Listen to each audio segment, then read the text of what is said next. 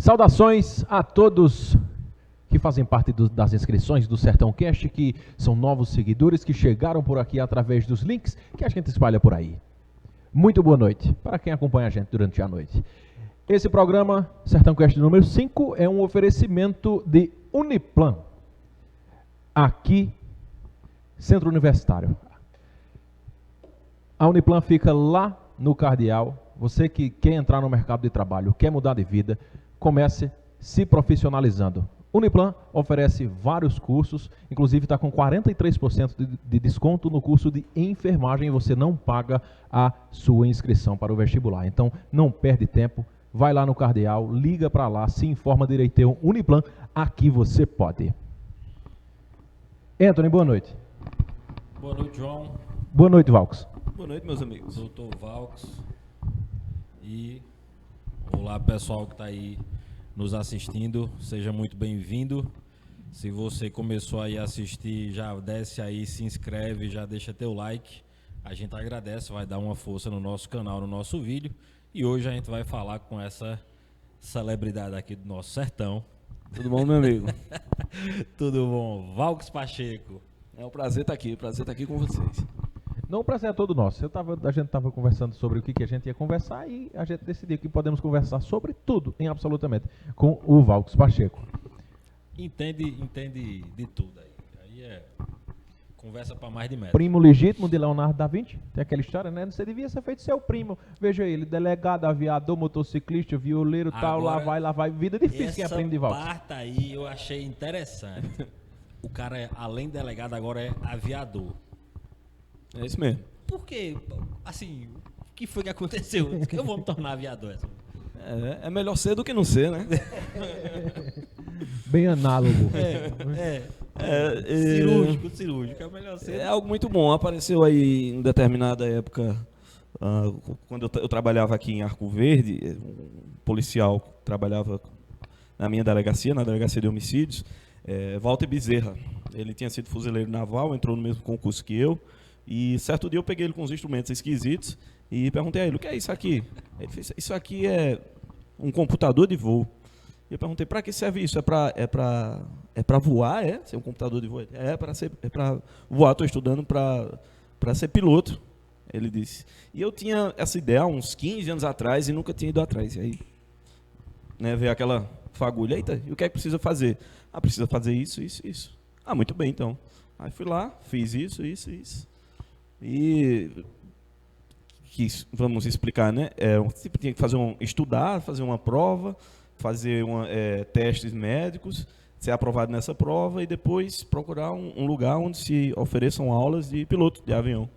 E 2 anos depois, por coincidência, um colega meu, que também é delegado de polícia, eu soube recentemente que ele voava, e aí uniu o útil ao agradável, e perguntei a ele onde era, ele disse, em Igaraçu. E aí eu disse, então beleza. Quando foi 2 dias depois eu estava lá, já começando a voar avião, bom demais. Voei 40 horas e voltei de lá, hoje é terça, voltei de lá ontem. Inclusive o João tinha falado comigo aqui para vir aqui, fazer parte do programa, isso. E eu tinha dito que eu ia viajar, passar umas 3 semanas fora, era isso que eu fazia. Isso, não, eu tinha dito ainda. Não, ele foi trabalhar em Igaraçu. Trabalhar o quê? Foi voar, meu irmão. O cara foi voar, tirar o brevet de voo. Muito bom. Vou num Cessna, no monomotor e tal? Exatamente, um Cessna. São lá, é um clube aberto para quem fizer cumprir os requisitos, e recomendo. Quem cumprir com os requisitos e quiser se tornar aluno e aprender a pilotar avião, chega lá, matricular-se e fazer as horas de voo, né? Lá tem várias aeronaves. As que eu voei foram um Cessna 150 e um Cessna 152. São aeronaves monomotoras, de asa alta, aeronaves próprias para instrução. E é muito bom, muito gratificante. A primeira vez que eu saí, eu morri de medo, né? Gelou tudo, dos peitos para baixo até a ponta dos pés. Os pés, né? Aquela história do sangue pros pés. Foi. Mas depois ficou muito bom. Depois fica muito bom mesmo. E já tô com saudade. Chega a pilotar sozinho? Sim. Pra poder tirar a carteira de habilitação tem que voar só, pô. A 17ª hora de voo, eu vou e só. O melhor voo é só. Muito bom. Você e o Celso. Tá. Muito bom. Você que não quer fazer uma faculdade agora, mas quer aprender a voar, procura lá o centro de voo lá em Igaraçu, que você vai aprender a voar também, né? É isso aí. Valks, a gente já te conhece há um tempo, tem um certo conhecimento da tua vida, mas quem está assistindo a gente não sabe, não tem essa ciência, vamos assim dizer. Conta aí um pouco que a gente já comentou que você hoje é delegado, está em Inajá? Sim. Sou lotado atualmente em Inajá. Muito bem. Tinha certeza que ele ia dizer, não, tô aqui. Eu pensei também que ele ia dizer, não, estou aqui. Tô aqui, certeza. Você não perguntou agora, né? Você está em Inajá? Quando eu trabalho. Exatamente. Conta aí, como é que tu chegou seguiu essa carreira no direito? Olha, minha família é daqui de Arco Verde há umas 7 gerações já, né? Desde a fundação de Arco Verde. E a gente passa por muita coisa, né? Muita coisa na nossa vida acontece sem que a gente tenha controle. Por exemplo, o fato de eu ter nascido aqui não é do meu controle. O fato de eu ter ido para as escolas que eu fui não é do meu controle. Até o fato, vamos dizer, de eu ter cursado direito refoge um pouco ao meu controle, porque, infelizmente, a gente sabe que o jovem sai de um colégio, permanece e sai de um colégio sem ter muito sentido do que se aprende ou do que se quer fazer. São raros os talentos e as pessoas que têm aquela predisposição aptidão. ou vocação, aptidão inata para algo e já sabem o que querem, né? Eu, como disse Ariano Suassuna, né?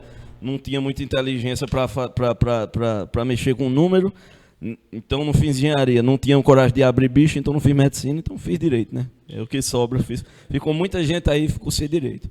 Mas depois que terminei o curso, fui agraciado, verdade é essa, com a oportunidade de trabalhar numa área que eu nunca tinha pensado, que é essa da polícia, como delegado de polícia.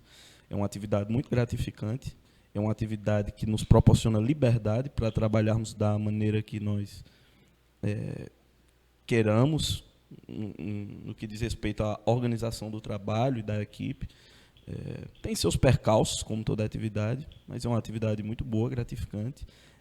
Me considero satisfeito no cargo que eu exerço. Depois que eu terminei a faculdade de Direito, eu passei um tempo como advogado, inclusive na sala aqui ao lado eu cheguei a advogar. Eu lembro. 2015, eu terminei em 2012, né? De 2007 a 2012 eu fiz faculdade, né, de Direito em Caruaru. Depois desse período passaram-se uns anos com eu tentando exercer a advocacia, nunca foi minha praia. Mas, enfim, e quando eu soube que ia abrir um concurso aqui para delegado de polícia, tinha um filho, né, e as coisas estavam apertadas, então eu tinha que cuidar da vida, né, aí me dediquei, me esforcei muito, com a ajuda de Deus, claro que nada sem Deus é feito, né, Nosso Senhor Jesus Cristo. Então, com essa ajuda, eu consegui ser agraciado em passar nesse concurso, fiz amizades muito boas, estudava lá no Centro de Cultura, aqui em Arco Verde, ali, hoje é a Biblioteca Municipal, o antigo Centro de Cultura, né?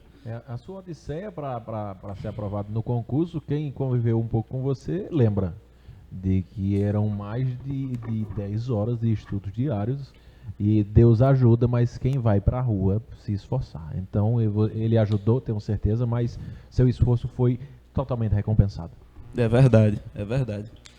Eu diria que foi recompensado porque ele viu o meu esforço, né? Ele viu a minha entrega, né, para aquilo, porque eu realmente precisava muito. E assim, quando eu fiz a prova, eu estudei vários dias sem parar, e quando eu fiz a prova, eu só pedi a Deus que ficasse entre os 300 primeiros colocados, né?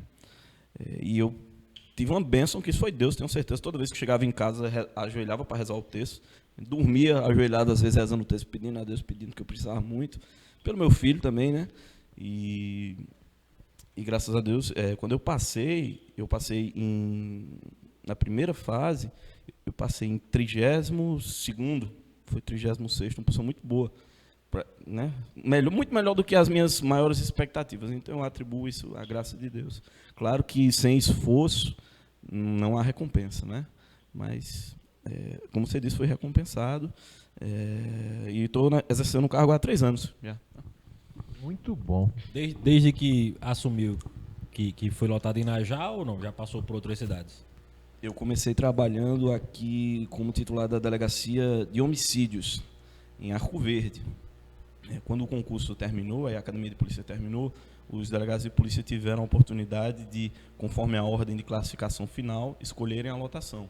A minha escolha foi, sem dúvida, Arco Verde. Eu queria trabalhar na minha cidade, né? Queria trabalhar em prol da minha cidade, né? Sim, sim. E passei, acredito que, cerca de 1 ano trabalhando na Homicídios. Exatamente. E depois que eu trabalhei na Homicídios, eu fui lotado em Bimirim, depois voltei para Homicídios, depois fui para o Alto Sertão, trabalhei em Exu, né, divisa ali com o Juazeiro do Norte, na Serra, na Chapada do Araripe, e de Exu saí para Inajá. Então, foram esses 4 lugares onde eu já trabalhei. Assim, em comparação a já ter ido para Exu, mais próximo aqui da cidade. Tô mais próximo, é. No entanto, ele vai comprar um avião, pô, então vai ficar perto de tudo. vai ficar tudo perto agora, né? Vai chegar rapidinho. É engraçado porque Deus escreve certo por linhas tortas. Quando eu fui trabalhar em Exu, realmente são 420 quilômetros de distância de Arco Verde. No entanto, a equipe, o material humano era tão bom, as pessoas eram tão boas. Os daqui também, da região onde eu trabalho, de Inajá, são profissionais de qualidade, né? Isso é inegável. Mas tive essa surpresa boa de trabalhar com profissionais muito bons. O pessoal do Ceará é muito inteligente. Na minha delegacia em Exu, tinham 5 pessoas, eu acho que eram de Juazeiro do Norte, quase todas formadas em direito, gente muito competente, muito inteligente. Trabalhar com pessoas assim é uma honra, não importa a distância. Então, foi uma experiência maravilhosa trabalhar lá. Facilita, né? Encurta as distâncias você trabalhar com uma equipe boa. Com certeza. Uma dúvida, já que a gente está com um delegado aqui, uma curiosidade, na verdade. Aí, primeiro perguntar, já chegou a trabalhar com algo ligado à busca e apreensão de droga, maconha? Sim. Como é o volume de trabalho voltado para maconha, para esse tipo de coisa? É muito aqui na região, velho? Olha, existe, principalmente ali na minha região, sim. A questão do entorpecente, principalmente a maconha, né? Porque planta-se muita maconha perto de Inajá, Ibimirim, essas regiões banhadas pelo São Francisco, né? A maconha é uma planta que cresce muito, só precisa de sol e água, então isso tem muito lá. O volume de trabalho vai depender das outras demandas que a polícia tenha, porque se colocarem todos os policiais civis e militares para trabalhar apreendendo droga, ainda vai sobrar serviço na área do tráfico de drogas para ser feito, porque é muita droga. É muita droga, muita maconha. A gente vê, quando soltam as notícias, né, depois de terminadas as operações, a gente vê o calibre que é o plantio e o tráfico realmente de drogas aqui na região, aqui no sertão do Pernambuco. A gente tem operações conjuntas, algumas vezes, da Polícia Militar, Polícia Civil e Polícia Federal. Onde eles jogam o drone para cima, onde tiver, marca e vai. Agora são plantações imensas, 10 mil hectares. É coisa de filme. Doido, bicho. Nada me surpreende. Qual foi o que, por falar em surpreender, o que mais te surpreendeu quando estava trabalhando nessa parte com entorpecentes na polícia? Olha, como eu disse, nada mais me surpreende. Existem operações e apreensões que são feitas que pegam muita quantidade de droga. Eu acredito que há alguns meses, deve ter sido há uns 3 meses atrás, em Floresta, que na realidade Floresta é onde se encontra a delegacia regional, a sede de toda a região de Floresta, que abrange as cidades de Jatobá, Jatobá, Inajá, Petrolândia, toda aquela parte ali do São Francisco.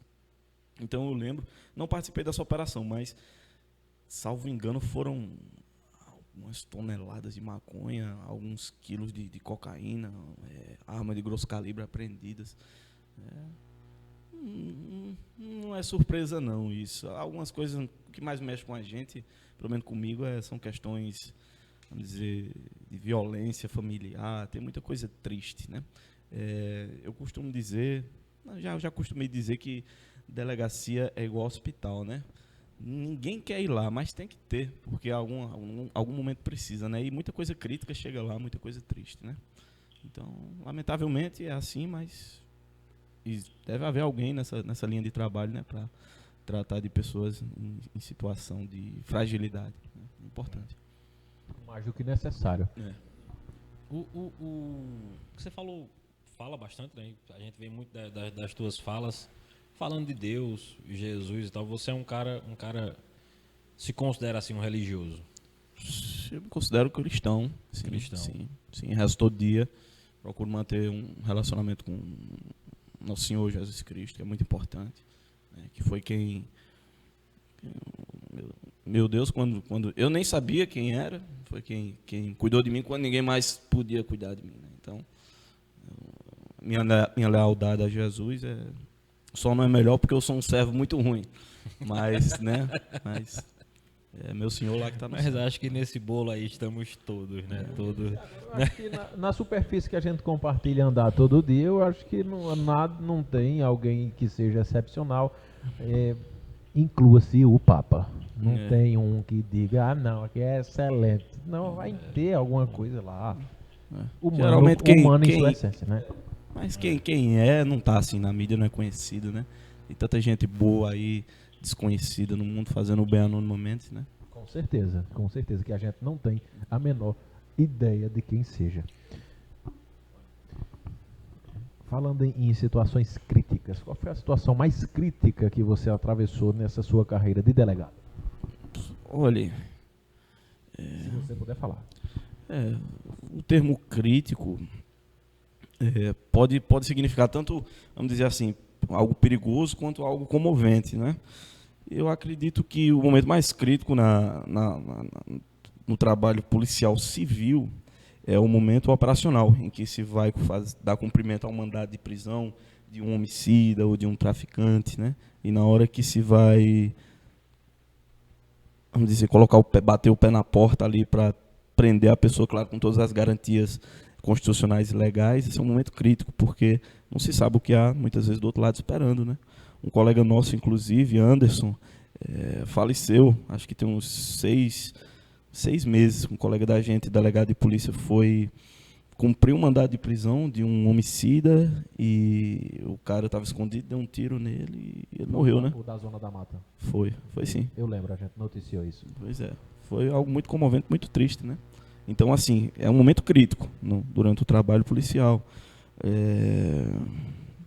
Mas existem coisas também, assim, que mexem com a gente, porque há muitas situações de abandono tão grandes que criam situações criminosas terríveis, né? De, digamos, filhos batendo, maltratando os próprios pais.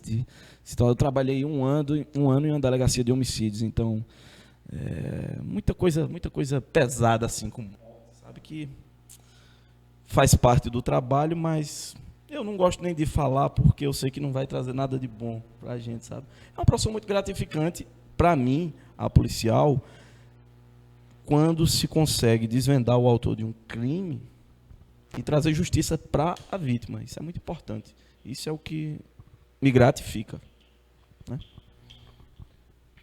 Falando em gratificação, você é um cara autodidata. Sou. Você é um cara autodidata, gente, quem te conhece sabe. Aprende as coisas sozinho. E como... Eu sei que você aprendeu a tocar vários instrumentos sozinho. Aprendi violão, toco todo dia ainda violão, cavaquinho, tô aprendendo sanfona. Sanfona é bom, é divertido. Pra quem gosta é bom, chama... Quem tem que estar com a sanfona tá com a festa feita. É bom. Exatamente. Uma festa só precisa de gente e sanfona. Bom. Ano que vem a gente vai lá, eu tô fazendo um pedacinho de terra lá, tô construindo uma casinha. Ano que vem a gente faz um São João lá. Vocês estão convidados. Cobertura oficial Sertão Cast, fique ligado. Muito bem. É isso aí. Mas aprendeu violão, cavaquinho e tá aprendendo sanfona só? Só, por falta de professor, né? porque o interessado dá um jeito e o desinteressado dá uma desculpa. Então, todo mundo tomou leite materno, todo mundo tem condições de ir atrás do que se deseja, né? Errando e acertando, errando e acertando. Eventualmente se acerta mais do que se erra. Só precisa de esforço, determinação. Pra tudo na vida. Interessante. Já me falaram uma vez que você aprendeu também alguma coisa ligada a, não sei se foi programação, alguma coisa de celular, sei lá. Hackeou um celular de um colega dele. Hackeou um celular. De quem? De Pedro? Isso é mentira dele. Isso é mentira dele. É porque eu gosto também dessa área de informática e tenho alguns conhecimentos, sim. Já tive mais, mas hoje em dia não mexo mais não. Quando eu era moleque, programava site, tinha um site programado. Gosto de mexer, gosto só mais de entender. O que eu gosto na vida mesmo é de entender como as coisas funcionam. Eu estudava tudo para aprender tudo que eu pudesse, né? Uma coisa que eu gosto muito, por exemplo, é mecânica de automóvel, mecânica de motor. Isso é muito interessante. Eu não tenho ainda condição de aprender isso, mas quando eu tiver a oportunidade um dia, vou ajeitar. Eu comprei um Fusca velho, 2.500 conto. Se juntar, a gente desenrola. Pronto, vamos embora então. Vamos embora. Tô com um Fusca velho para ajeitar, vou chamar você. Eu fiz um curso de mecânica, aquele que chegava pela Instituto Universal Brasileiro? Não, é outro instituto. É o nome de um padre. É um instituto que é no mesmo. Padre Anchieta, não? Não, é na mesma função. Chega as apostilas pelos correios e você vai estudando e fazendo as provas. Aquele primeiro lá atrás, aquele antigão que o pessoal. Bom, chegava lá as apostilas e eu fiz o curso todo de mecânica. Eu tenho o diploma? O diploma de mecânica. Retado. Dou valor. É isso aí, então você é autodidata também. Bom. Eu desenrolei, né? Eu confiei, tive interesse, fui correr atrás. É arretado. Se Deus quiser, eu vou ajeitar meu Fusquinha depois, eu boto ele pra rodar, deixar ele bem bonitinho. Muito bom. E também anda de Fusca, comprou um Fusca também. Reforçando, vida difícil quem é primo. Ainda tem aquela moto, não? Tem, tá estacionada aí. Vem ela, pô. É uma motoquinha boazinha, né? Eu digo que ela engana besta, porque ela parece ser uma moto bicilíndrica, né? Pelo menos 500 cilindradas. Muita gente pergunta, 250 com carenagem. Ainda engana todo mundo, né? Engana todo mundo a motoca. Mas tá aí, gosto muito, 2 rodas. Voltando, lá no começo da entrevista você falou que a escola, ela não ensina as crianças propriamente dita, ela não ensina você não ensina a mexer com dinheiro, não mostra a realidade de um mercado lá fora, não prepara você para as devidas aptidões para o que você tem o melhor desempenho. Só sai da escola sem saber direito o que, é que a vida tem para entregar, não, né? Você começa a vida depois da escola. Em relação a isso, o que é que você acha que devia mudar nesse sistema? Eu não sei o que devia mudar. Eu sei o que é e o que eu vejo de errado, mas eu não tenho condições de dizer como formular algo que possa melhorar o que aí está, né? Mas o que eu vejo é que é algo completamente uma perda de tempo, né? Uma perda de tempo, de recurso humano, de dinheiro para os pais. Para mim, hoje, a escola é um meio do pai lidar com o filho porque não sabe o que fazer com ele. Então, coloca na escola. Não sabe ensinar sozinho, no caso. Ou ensinar sozinho, ou dar um rumo ao filho, ou educar para a vida, né? E, lamentavelmente, a verdade é essa, né? Por mais que existam professores interessados, talentosíssimos, de boa intenção, o programa escolar, em primeiro lugar, é atrasado, né? Digamos assim. É terrível, é desorganizado, não existe ordem, não existe senso de direcionamento para as crianças. É terrível, é terrível, é terrível. Se eu tivesse condições de tempo, eu criaria meus filhos em casa e ensinaria a eles as coisas que eu aprendi pelo meu próprio esforço, né? Que valem, às vezes, muito mais para a vida, né? Porra, vamos falar a verdade, né? O que é que a gente traz da escola? Acho que só devia se ensinar primeiro. Amor de Bhaskara, né? Você traz da escola. Se devia se ensinar a aprender, se devia se ensinar a ler, a contar e a decorar. Pronto, com isso já dá para começar a fazer alguma coisa na vida, né? Algo de engenharia, de construção civil, se devia ensinar, digamos, agricultura, né? Como é que planta uma árvore, como é que faz crescer comida. Pô, isso é vital, importante, né? E não se ensina isso. O que é que se ensina? vamos dizer, tolices, né? Ensinam coisas sem fundamento, sem necessidade. A verdade é essa. Eu concordo contigo em tudo que você falou aí. E carrego de exemplo um vestibular que eu fui fazer uma vez. Vestibular, inclusive, de engenharia lá na UPE, lá em Recife. Engenharia mecatrônica. Fui fazer, né? Tal. Saí daqui de Arco Verde e fui fazer lá. Era um final de janeiro. A primeira questão era você calcular o raio da curva. Eu nunca me esqueci disso. O raio da curva de uma montanha-russa, lá embaixo, aí ele deu a altura que o carrinho ia sair. Aí ele queria o raio da curva que ele fazia embaixo para que a força G dentro do carrinho não fosse mais do que 5. Primeira questão do vestibular. E aí, respondeu? Respondi bastante. Olhei pra cima e disse, vamos aqui, ó.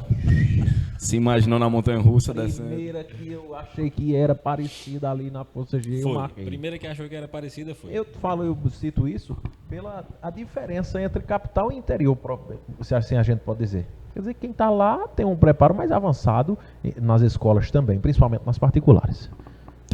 Sim, um preparo para o vestibular. Sim. É o que eu ia dizer Uma agora. coisa é assim. preparar para o vestibular, outra coisa Para é ir para o educar. vestibular, né? Um direcionamento. Porque o menino não sabe, por exemplo, não sai da escola entendendo como é o funcionamento mínimo do que o banco vai aplicar nele quando ele for abrir. Exato. Pois a escola é mais uma engrenagem, né, do Aí sistema. ele sai com a fórmula de Bhaskara para calcular a força G da montanha-russa, que talvez ele nunca nem ande na vida. Sai instruído, mas não se educa, né? A educação eu comecei a ter uma oportunidade depois que terminei e concluí meus estudos de escola e de faculdade, foi que quando eu comecei a estudar mesmo as coisas que me despertavam interesse. Eu sempre fui muito interessado por línguas. E aí estudei o francês, estudei latim, comecei a estudar um pouco de italiano. Tinha começado a estudar algo aqui que eu acho que todo brasileiro devia ter pelo menos algum rudimento disso, que é o tupi, a língua tupi. Principalmente o pernambucano. São tantos os nomes, é uma língua morta, mas que está viva, disfarçada, assim, está escondida a olhos vistos. Porque o nome de tantas cidades é tupi e a gente não sabe o que significa. O que significa Ipujuca, Igaraçu, Itaíba, Inajá. Exatamente. Itapuama é pedra de alguma coisa, Pedra não me lembro suspensa. agora. Aí. É aquelas pedras que a gente vê assim, por exemplo, tem uma pedra aqui, tem outra pedra que a gente olha assim na pista. E como é que aquela pedra foi parar ali? Aquilo é um Itapuama. É um Itapuama. É uma pedra suspensa. Me perguntaram uma vez, há uns 6 anos atrás, eu sabia. Aí, realmente, é exatamente isso. Aí vem Igaraçu, Itapissuma. Itamaracá. Tudo isso é nome indígena. Tudo é tupi, Tudo é tupi. Pereba, Tatu. Muita coisa que a gente fala ainda hoje. E assim, né? A gente cai perdido nesse Brasil, né? Ninguém... Tem um estrangeiro que dizia que no Brasil ninguém sabe quem são seus bisavós. É uma verdade, né? A gente é muito desconexo da nossa história, do que aconteceu atrás. E eu acho isso um fator de alienação muito grande, né? Uma das coisas que eu fiz quando terminei como eu disse, os estudos, essa instrução, né? Que é um grande percalço, né? E a gente, infelizmente, precisa de um ganha-pão, né? Então tem que arrumar uma maneira. E no Brasil é difícil, é difícil obter sucesso. Não que seja difícil pelas condições individuais, mas pelos percalços estatais e governamentais. É difícil a gente florescer numa atividade particular, né? Pela iniciativa própria. Existem muitos percalços, né?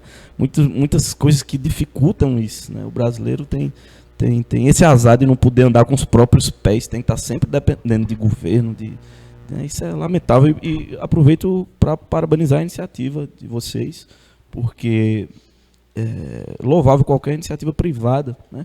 Dando ela lucro ou não no primeiro momento, isso mostra uma aspiração de independência, né?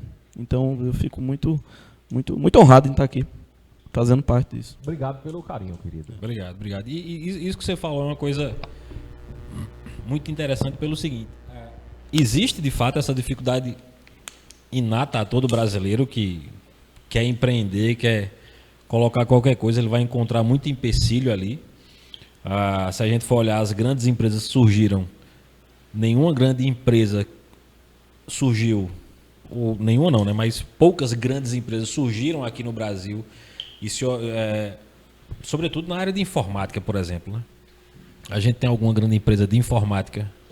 A gente tem a Positivo, que vende, mas hard, né? Software é pouco da Positivo. Não é uma Windows da vida, né? Vamos dizer assim, que fabrica software e hard, não. Positivo fabrica muito hard, PC. E essas que a gente tem, a maioria é Sul e Sudeste. Isso, aqui não é, não. Não é? Multilaser, né? Que é brasileira também. A Clone ainda existe? Clone que a Multilaser aglomerou, né? E essa coisa de que você também comentou aí, de Fundiu. ser muito... A pessoa normalmente vai empreender porque precisa do dinheiro, precisa vender o almoço para comprar a janta, precisa de algo assim, e acaba que lá na frente isso vai atrapalhando ele e impede ele de continuar persistindo naquele sonho, né, de empreender alguma coisa, de colocar alguma coisa. Eu falo isso porque a gente tem alguns projetos que a gente vem trazendo e tentando fazer eles acontecerem desde 2015. E agora é que veio começar a surgir algumas positividades, né, algumas coisas boas, começar a surgir contratos sendo fechados. Então, assim... Mas se a gente fosse depender disso de 2015 para cá, das duas, ou a gente teria abandonado ou a gente teria morrido de fome, né? Então, normalmente, o brasileiro vai optar por não morrer de fome. Ele vai abandonar aquele sonho dele ou aquele empreendimento que ele gostaria para fazer um concurso, ser empregado de alguém, enfim. Empregado de alguém, exatamente. Né? Como a gente falou em um outro dia aqui, se Jobs e Gates tivessem nascido no Brasil... Nunca que Apple e Microsoft teriam existido. Se a eletricidade tivesse sido inventada no Brasil, os sindicatos de fabricantes de velas teriam proibido e a gente ainda estaria sobre a luz do candelabro. Cirúrgico. Ai, meu Deus. Bem pontuado, bem pontuado. A gente tem um exemplo disso vivo e morto. João Gurgel. Da Gurgel, né? Que a gente comentou numa outra vez aqui. Né? Não sei se foi num programa, provavelmente tenha sido num programa. Eu sou um admirador de carros e conheço um pedacinho tico da história de Gurgel, João Gurgel. E nos anos 60, final dos anos 60, ele apresentou um carro elétrico no Silvio Santos, programa do Silvio Santos. Nos anos 60, vai fazer 60 de novo. E João Gurgel, a empresa Gurgel, ela acabou. Uma andorinha só não faz verão, não existe fomento. Exato, não teve incentivo, o incentivo devido. A gente vê o Estado dando milhões. Na verdade, não é nem que não haja incentivo, o que há é repressão da iniciativa, porque também seria, se tivessem deixado ele em paz fazendo o trabalho dele, eu tenho certeza que ele tinha frutificado. Exatamente. É como eu ia pontuar agora. Você vê incentivos bilionários fiscais para empresas de fora se instalarem aqui, mas é difícil acontecer isso para uma empresa puramente brasileira. Quando a Multilaser pegou fogo nos anos 90, no começo dos anos 90, o governo não chegou junto. Mas chegou junto, por exemplo, de Ike Batista, né? Que mas chegou junto para cobrar os impostos que tinha atrasado. Está preso ainda. Mas acho que ele tá preso, foi solto e voltou. Ele tá com a tornozeleira, né? Em casa. Tá com e tem salvo engano, tem uma delação premiada aí que ele tá dentro. Mas enfim, esse é um exemplo. É brasileiro, botou a empresa fora e ganhou incentivo para botar a empresa no Brasil. Minha atitude. A mineradora. Minha atitude no que diz respeito ao governo. Faço parte, né, do Estado, da burocracia, mas minha atitude pessoal no que diz respeito ao governo é de ignorar solenemente tudo que vem do governo e viver como se o governo não existisse. Porque isso implica não ter que depender do governo, a não ser, claro, como eu disse, pode parecer um pouco hipócrita porque eu sou burocrata, né? Trabalho na atividade policial, que é estatal. Mas no resto das minhas atividades procuro sempre ficar alheio a tudo que se faz no que diz respeito ao governo e levar minha vida desenvolvendo minhas atividades por conta própria, sem A gente já tem tanto problema e se liga uma televisão, é só depressão, né? Só tristeza, só notícia ruim. Eu não aguento isso mais não. Já foram 30 anos disso na minha vida. Eu não aguento. Não. É onde a grande mídia ganha o dinheiro hoje em dia. Pois é. Dinheiro meu, eu não ganho nem dinheiro nem atenção. Porque não, meu eu também. não aguento, não. Eu não aguento e nem quero saber o que é que se passa. TV aberta. Anthony é que é fã da Globo. Fã. Lá em casa eu não tenho TV aberta. Lá em casa eu não tenho televisão. Melhor. Pronto. Né? Lá em casa é YouTube e alguns serviços de streaming. Que é Netflix, Inclusive, você que está assistindo a gente aí no YouTube, curte, compartilha e deixa teu like. É isso aí. E assim, aí, gosto muito. Com esses meios a pessoa consegue escolher o que quer ver, né? Pautar-se, né? Quer chorar, quer ver um filme triste, vai lá, assiste. Exatamente, existe essa liberdade. Existe essa liberdade, exatamente. Né? Cada um vê o que quer, bem melhor, né? Esses dias eu tô falando, mas que filme bosta, tira, dá pausa, tira, bota outro, exatamente. Vai lá e dá o dislikezinho no filme, que é pra saber que, o filme não presta, né? E bota outro melhor do que refém da TV. Da sessão da tarde. A ver lá, quem quer que seja, a Maju Coutinho dizendo lá, o choro é livre. A grande mídia é uma máquina de hipnose em massa, né? O que eles fazem, né? Certeza. Controlando a cabeça de milhões de brasileiros, né? Vamos ver o que é que vai acontecer aí nos próximos anos, porque essa responsabilidade, vamos dizer, essa atribuição está migrando para cada vez para os serviços, né, nos smartphones. Não sei se outro monopólio aí mais global vai se erigir, acho muito possível, mas pelo menos hoje ainda a gente tem liberdade para escolher, né? Isso é muito bom, muito bom. Liberdade e tecnologia. Mas isso é uma coisa que deve-se sempre ter em mente e tomar cuidado para que não se perca essa liberdade, né? Como se muitas vezes falou-se aí em regulamentar a internet, ou regulamentar isso ou aquilo outro. E as pessoas precisam entender que acho que a coisa mais preciosa que temos é a liberdade. Que ainda temos, né? Por enquanto ainda temos.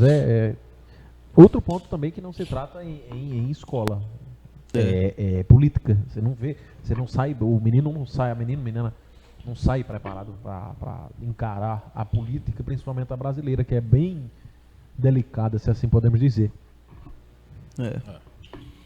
Eu acho que podia se aproveitar melhor, né? Tem tanta criança, tanta gente talentosíssima no Brasil, né?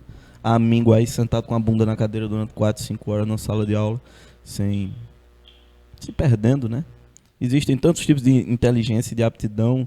Nem toda criança funciona melhor sentada, né? Tem menino que nasceu para ser atleta, tem outro que nasceu para fazer, para construir, tem outro que nasceu para ensinar, né? Então, a padronização é terrível, né? É terrível. Eu ouvi uma frase que dizia assim: se fôssemos avaliar um peixe pela sua habilidade de subir paredes, ele seria um grandíssimo É isso que acontece hoje, né? Albert Einstein. É o que acontece hoje.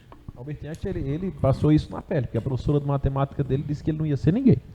A professora do primário de matemática chegou pra mãe dele e disse: esse menino aí não vai ser ninguém, não. Esse menino aí não sabe fazer nada, não. As coisas que ele imaginou ainda são descobertas ainda. Primeiro que ele aprendeu ele falou com 6 anos, né?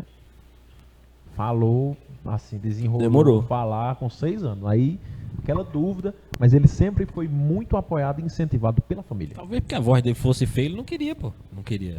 Então ele tava esperando algo importante pra ter a dizer, né? Né? Legal aqui pra eu soltar. Quando eu falar, eles vão ver. Quando eu falar. Caraca! Moleque aí, diferenciada, velho. E é exatamente isso. Ele não estava dentro dos padrões. Ele estava sendo duvidado pelos próprios professores. E o que o Valks falou foi muito assertivo em relação a essa padronização da educação. A gente tem a escola integral, né, hoje em dia, que é a escola integral, que eu achei que quando ela surgiu, em 2014, que ela começou a tomar fôlego, salvo engano, eu achei que ia ser algo diferenciado do que a gente tem hoje, mas não, é só porque o menino almoça lá na escola e fica lá para assistir mais aulas. Deixa os pais mais tempo livre. Isso. Né? Pois é, para trabalhar. Deixa os pais mais tempo livre, só isso. Aí acaba que o pai passa com isso aí a delegar não só instruir a criança, ensinar ciências, matemática e português, mas também a educar a criança. Né, que aí é uma coisa que a família é quem tem que fazer. Exatamente. É extremamente importante que a criança seja educada pela família dela e não pela escola. A escola seja somente mais um pilar na educação, mas a pedra fundamental seja, sim, a família. Não em momento nenhum desmerecendo os professores ou o pessoal que trabalha na área da educação. Eu sou da área da educação, minha mãe é professora, então a questão não é isso, é tentar se pontuar coisas que venham a melhorar a forma como nossos filhos são criados. Antigamente, educados. as escolas eram tomadas de iniciativa privada. Por exemplo, tinha a professorinha Amélia, que sempre ensinou as crianças a ler e a fazer conta. E aí ela abria a escolinha dela. Muitas pessoas foram ensinadas assim, inclusive da minha família. Tem uma escola que fica ali na rua do Bar da Celpe, Eulália. Tem uma escola municipal lá. É uma escolinha ali, pronto. É o nome de uma professorinha que tinha. Antigamente era assim, no Brasil inteiro. Só que hoje, qualquer iniciativa... Estamos falando de iniciativa da capacidade de iniciativa privada. Qualquer iniciativa que se tenha, vamos dizer assim... Hoje até as pessoas já esqueceram que são capazes. A verdade é essa. Então, qualquer iniciativa que se tenha, que se venha a ter... não, porque existem tantos requisitos, a burocracia tem que ser aprovada pelo MEC, e tem que isso e aquilo, para chegar uma mulher e ensinar uma criança a ler. Então, para mim, isso é lamentável, né? Eu acho que a gente tem que voltar, vamos dizer assim, você falando de política, eu acho que política real é uma política de dentro para fora. Primeiro, a pessoa tem que ter, vamos dizer, o indivíduo, a criança, o estudante, tem que ter uma noção de quem ele é no espaço em que ele está inserido. Por exemplo, quem é João Ferreira Filho dentro da cidade de Arco Verde? Qual é meu papel aqui? Em qual rua eu moro? Quem são as pessoas que me circundam na minha rua? O que é que eu posso fazer por elas? Quais laços sociais podemos desenvolver? Quais vínculos podemos estabelecer? Depois isso se passa a nível de bairro. E assim, de dentro para fora, né? A política, a maneira como a sociedade se organiza no Brasil é ditatorial, não pelo governo, mas pela maneira como se está estabelecido o Estado. É tudo imposto. Brasília, a Ilha da Fantasia, para as cidades. Brasília para as cidades. Porque o STF hoje disse isso, porque o STJ disse aquilo, porque o Congresso... Essas pessoas não fazem parte da nossa realidade arco-verdense. Por que é que temos que dar ouvido a essa gente para pautar nossas vidas? Né? E eu acho que o grande poder que se tem no estamento burocrático, no Estado hoje em dia, é esse poder de controle da maneira de pensar das pessoas e do controle da opinião. As pessoas não são livres mas vão voltar a ser, porque Deus é bom. Para estabelecer relações entre si mesmas e angariar, digamos, conhecimentos políticos pela força própria da sua atividade, da sua pujança no dia a dia, no trato com outras pessoas. Isso é muito importante. E isso faz até me lembrar que a gente estava falando, eu e Anthony, a respeito de que Arco Verde, nem em poucos lugares hoje em dia se vê em clubes, né? Um clube com atividade assim, tem um clube aqui, um clube de leitura, um clube de futebol, um clube de aprender música, um clube de lazer. Antigamente tinham tantos clubes, né? Hoje em dia isso é uma coisa que... Ou seja, as relações sociais estão se esfacelando, as pessoas estão cada vez mais, cada uma dentro de sua casa, estabelecendo relações sociais só pelo meio aparelho telefone celular. Isso. Sobretudo nesse tempo agora, inclusive para as crianças que deixaram de ir para as escolas presencialmente para estar em casa atrás de uma tela. Pois é. E com o pai pagando ainda, né? É uma loucura, assim, o mundo de hoje é uma loucura, né? Se a gente for ser brutalmente honesto com o que a gente vê e nossa boca falar o absurdo que os nossos olhos veem, né? Quem sabe o que pode acontecer, né? Ninguém sabe direito, né? Eu já não aguento mais andar na rua e não olhar não conseguir ver o rosto das pessoas, as pessoas de rosto tapado, né?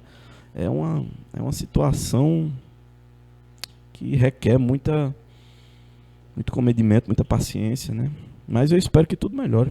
Principalmente por se tratar de sociedade. O homem, por ser um ser social natural, ele depende, como você mesmo falou lá no começo, que não escolhe a escola que estudou, não escolhe onde nasceu, principalmente, e ele precisa estar no meio antropólogo para poder dar continuidade à vida, para poder viver Sim, propriamente dito. sim. O homem, o ser humano é o animal mais dependente que se tem no mundo, Um do outro, sim. né? E quando se toca no ponto de social, onde você não consegue absolutamente socializar, deixa as pessoas muito apreensivas, deixa as pessoas muito ansiosas Isso. e cada vez mais sem força para seguir. Isso. As pessoas estão fracas, acuadas. Exato. Tem uma frase que eu gosto de dizer, os professores talvez não gostem muito, mas Lá vai. Hora da eu confusão. sempre achei que era muito mais importante ir à escola do que o que se aprende na escola. Sim, sim. Porque quando você vai à escola, você vai socializar, você em alguma maneira, pelo menos nos tempos em que a gente ia para a escola, quando menino, você ia aprender a respeitar o professor. Hoje até isso está se perdendo também. O professor, ele não é mais senhor da sala, ele é subalterno dos alunos. Se o aluno disser que ele jogar uma tampinha no professor, tem canto que ele não pode fazer mais nada, o aluno taca a cadeira no professor, né? Mas eu sempre achei muito mais importante ir à escola do que tudo que se aprende lá na escola. Eu sou forçado a concordar com você.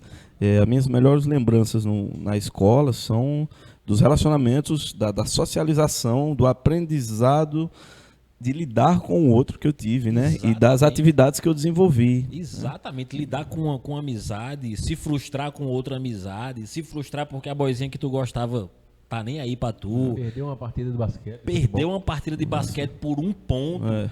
Isso eu carrego Ganhar até também, hoje, bicho. pois é. Ganhar também. Ganhar. Muito bom, mas Vai parece que as brigar, perdas fazer as batem mais. pazes, é tudo que envolve o outro, né? Muito, Exatamente. nos exatamente. fortalece, né? Faz com que as pessoas partilhem do fardo que é a vida umas com as outras. Parece que o fardo diminui, né?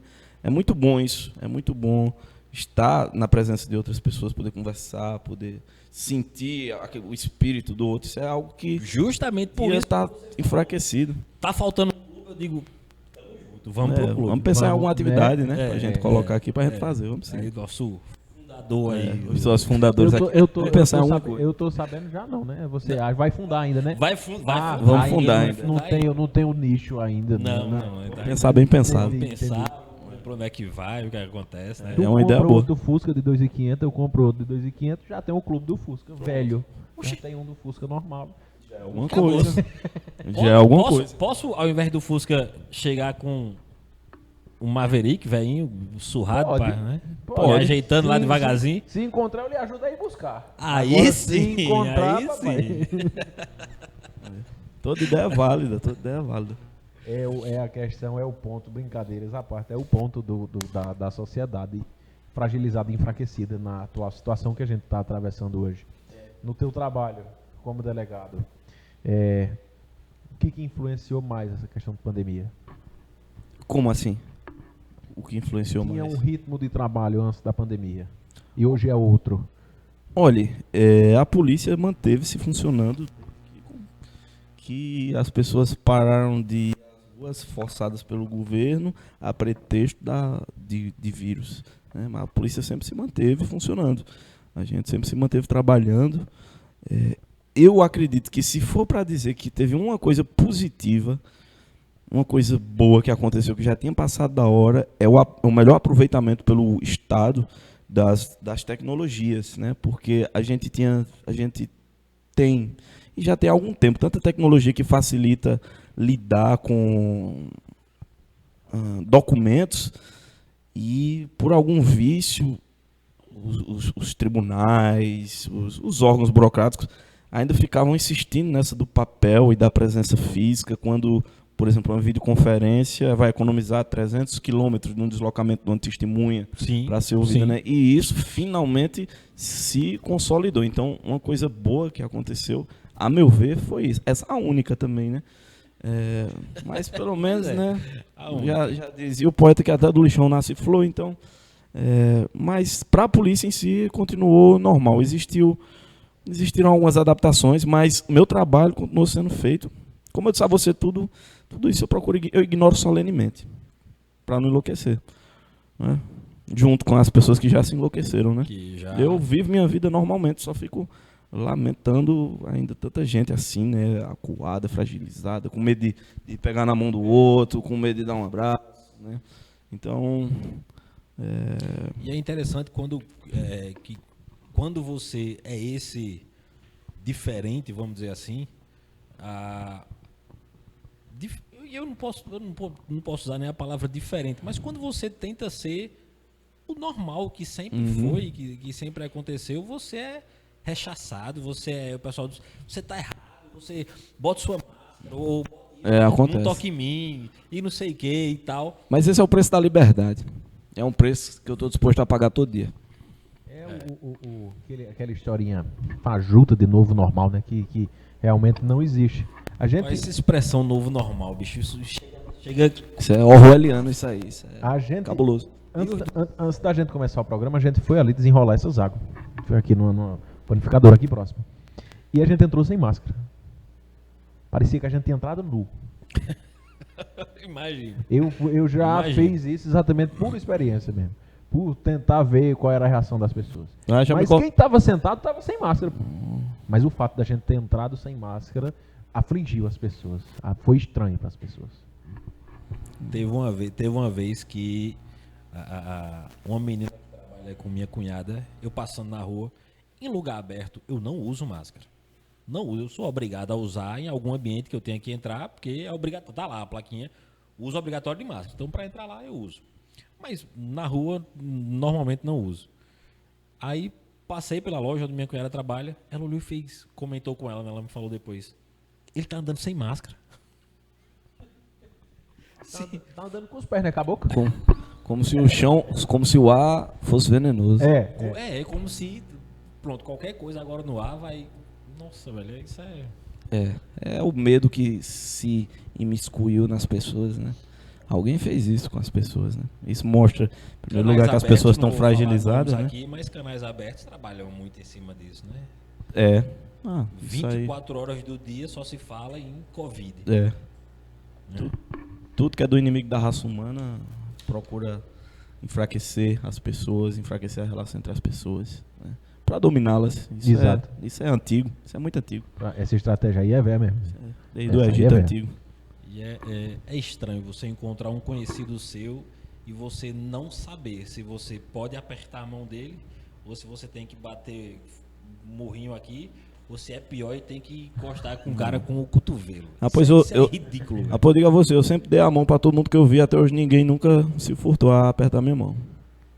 Porque as pessoas estão assim, esperando uma iniciativa do outro. Eu noto, a pessoa fica assim, travada, né? Se você tomar a iniciativa e vai falar com a pessoa normalmente, ela responde. Pode ser que depois ela vá lá pegar um álcoolzinho em gel. Não, aí é depois. Aí é depois. Vai. Né? Mas aí é com ela, né? É. Tudo bem, Aí é tudo bem. depois. É. É depois. Pô, a gente tá falando agora Mas exatamente da está se relação. criando uma dinâmica estranha, né, entre as pessoas. Às vezes dá para levar com bom humor, né, certas situações, é verdade. Mas eu nunca, vamos dizer assim, nunca pus máscara para entrar em canto nenhum. Já fui expulso de padaria. Já me expulsaram.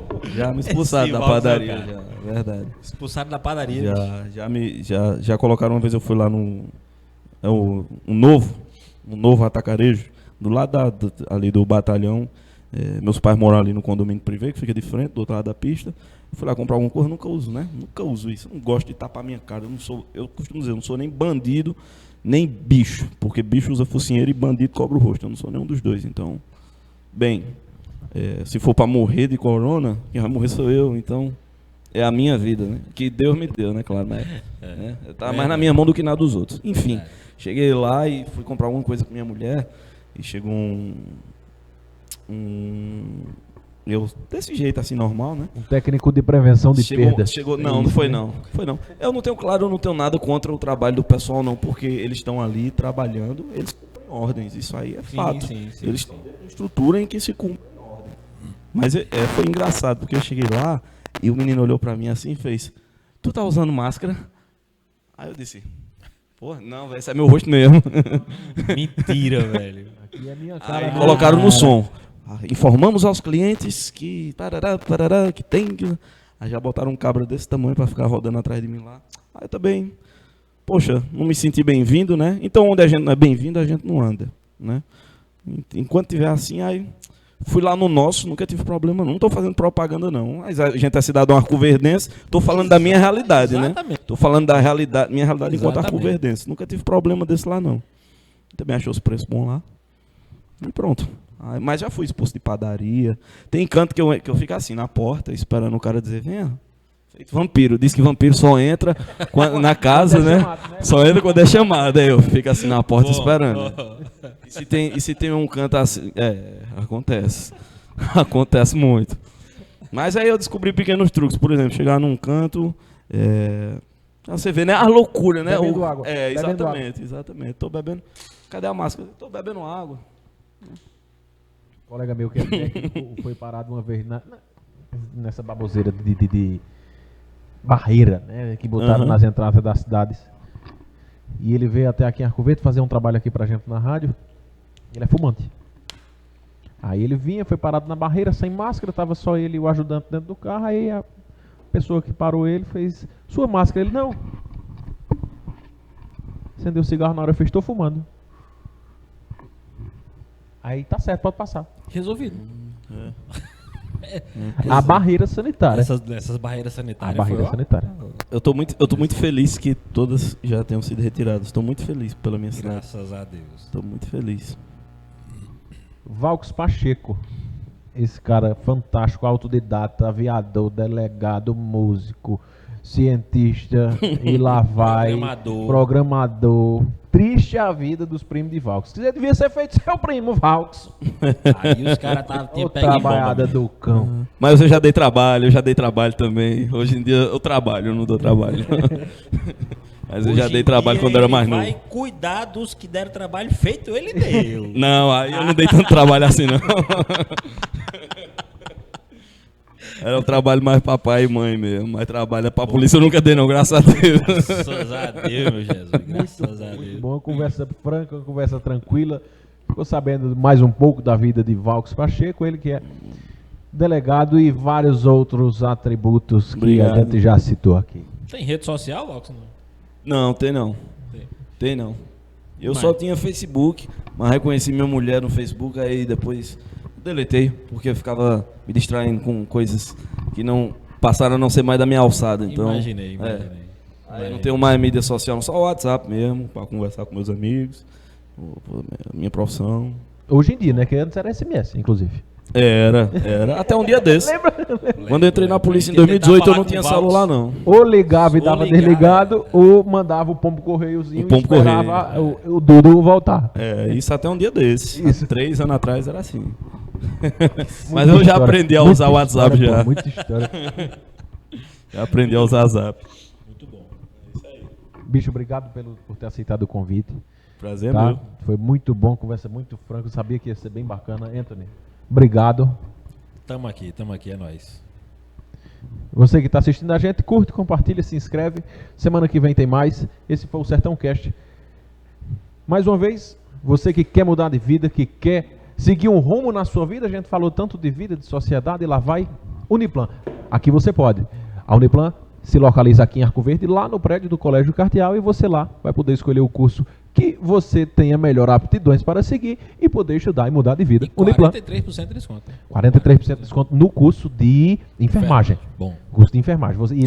As inscrições de todos os cursos aqui do Cardeal, você não paga, aqui da Uniplan, perdão, você não paga a sua inscrição. Quer saber mais informações? Acesse uniplan.br, lá você vai ter tudo sobre ensino à distância e ensino presencial, que logo mais retomaremos o ritmo antigo. Graças a Deus.